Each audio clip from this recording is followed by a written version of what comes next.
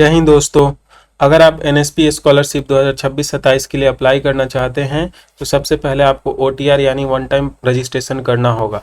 लेकिन ओटीआर आखिर है क्या, ओटीआर कैसे बनेगा, आधार की क्या ज़रूरत है, फेस ऑथेंटिकेशन कैसे होगा, ओटीआर नंबर मिलने के बाद क्या करना है और सबसे इम्पॉर्टेंट, क्या ओटीआर बन जाने के बाद स्कॉलरशिप ऑटोमेटिकली अप्लाई हो जाती है। इस वीडियो में मैं आपको ओटीआर का पूरा प्रोसेस स्टेप बाय स्टेप समझाऊंगा। सबसे पहले समझते हैं ओटीआर क्या है। ओटीआर यानी वन टाइम रजिस्ट्रेशन। एनएसपी के करंट इन्फॉर्मेशन के अनुसार ओटीआर एक यूनिक 14 डिजिट नंबर है जो आधार या आधार इनरोलमेंट आईडी यानी ईआईडी के आधार पर इशू होता है। यह नंबर स्टूडेंट के पूरे एकेडमिक कैरियर के लिए अप्लीकेबल रहता है, यानी हर साल नया ओटीआर बनाने की ज़रूरत नहीं होती है और एनएसपी पर स्कॉलरशिप एप्लीकेशन करने के लिए ओटीआर रिक्वायर्ड है।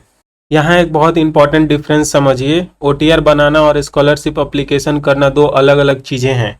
ओटीआर आपका यूनिक रजिस्ट्रेशन नंबर है। ओटीआर बनने के बाद आपको अपनी एप्लीकेबल स्कॉलरशिप स्कीम आइडेंटिफाई करके उसका एप्लीकेशन अलग से भरना होता है।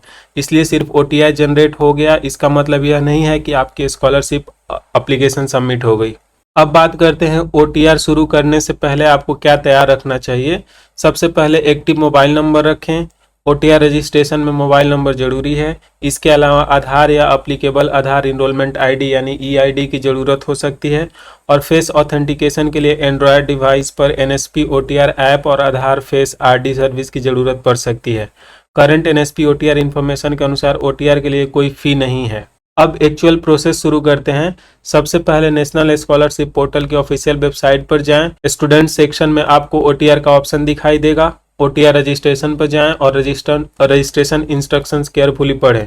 फिर अपना मोबाइल नंबर इंटर करके रिक्वायर्ड वेरिफिकेशन कंप्लीट करें।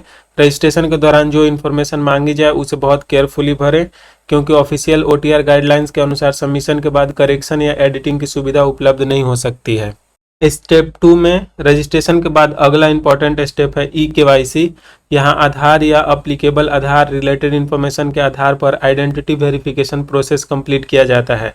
जो डिटेल्स पोर्टल पर दिखाई जाए उन्हें केयरफुली चेक करें, खासकर अपना नाम, डेट ऑफ बर्थ और अदर डेमोग्राफिक डिटेल्स वेरीफाई करें। अगर डिटेल्स में प्रॉब्लम दिखाई देती है तो आगे बढ़ने से पहले इशू को समझना जरूरी है। सक्सेसफुल रजिस्ट्रेशन प्रोसेस के बाद आपको रेफरेंस नंबर मिल सकता है और रजिस्टर मोबाइल नंबर पर इंफॉर्मेशन भेजी जाती है।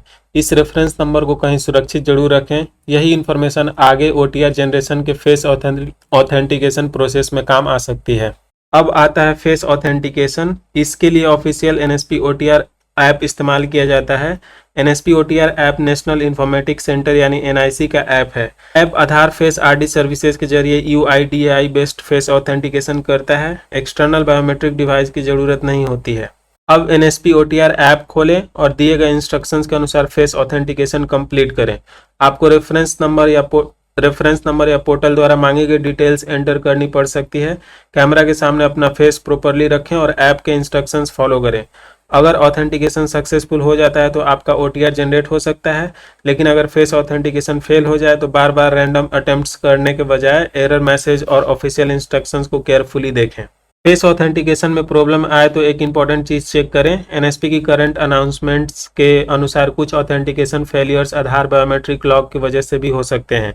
अगर बायोमेट्रिक लॉक्ड है तो एप्लीकेबल आधार सेटिंग्स में उनका स्टेटस चेक करें और ऑफिशियल इंस्ट्रक्शंस के अनुसार अनलॉक करके ऑथेंटिकेशन ट्राई करें।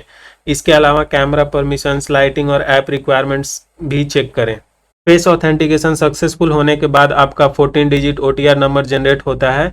इसे बहुत केयरफुली सेव करें। स्क्रीनशॉट, सिक्योर नोट्स या किसी सेफ लोकेशन में रखें, लेकिन अपना ओटीआर पासवर्ड या लॉगिन क्रेडेंशियल किसी अननोन पर्सन के साथ शेयर मत करें। अब ओटीआर मिलने के बाद वापस एनएसपी स्टूडेंट सेक्शन में जाएं। अप्लाई फॉर स्कॉलरशिप ऑप्शन के ओटीआर आईडी और पासवर्ड के जरिए लॉगिन करें। अब आपको एप्लीकेबल फ्रेश या रिन्यूअल स्कॉलरशिप एप्लीकेशन भरनी होगी। अपनी स्कॉलरशिप स्कीम सेलेक्ट करें और एलिजिबिलिटी चेक करके एप्लीकेशन कंप्लीट करें। याद रखिए, ओटीआर बनाना सिर्फ पहला मेजर स्टेप है, स्कॉलरशिप एप्लीकेशन अभी बाकी है। अब ओटीआर से जुड़ी 7 कॉमन मिस्टेक्स याद रखिए। नंबर 1, गलत मोबाइल नंबर देना। नंबर 2, आधार या ईआईडी डिटेल्स गलत एंटर करना। नंबर 3, नेम या डेट ऑफ बर्थ जैसी इंफॉर्मेशन बिना चेक किए सबमिट करना।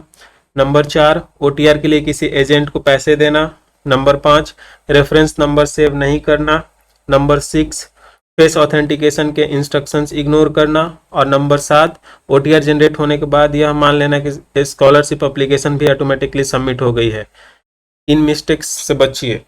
तो पूरा OTR प्रोसेस एक बार फिर से देख लेते हैं। NSP पोर्टल पर जाना है, OTR रजिस्ट्रेशन करना है, मोबाइल वेरिफिकेशन करना है, eKYC करना है, रेफरेंस नंबर मिलेगा, उसके बाद NSP OTR ऐप से फेस ऑथेंटिकेशन करना है और उसके बाद आपको 14 डिजिट का OTR मिल जाएगा।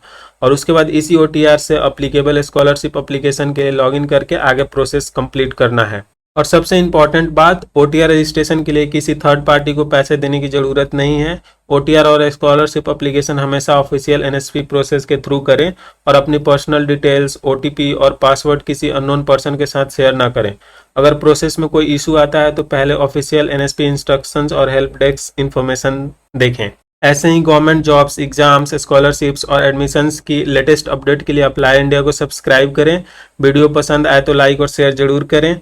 और अगर आपके पास इस वीडियो या हमारे कंटेंट को बेहतर बनाने के लिए कोई सुझाव या फीडबैक है तो कमेंट करके ज़रूर बताएं। जय हिंद।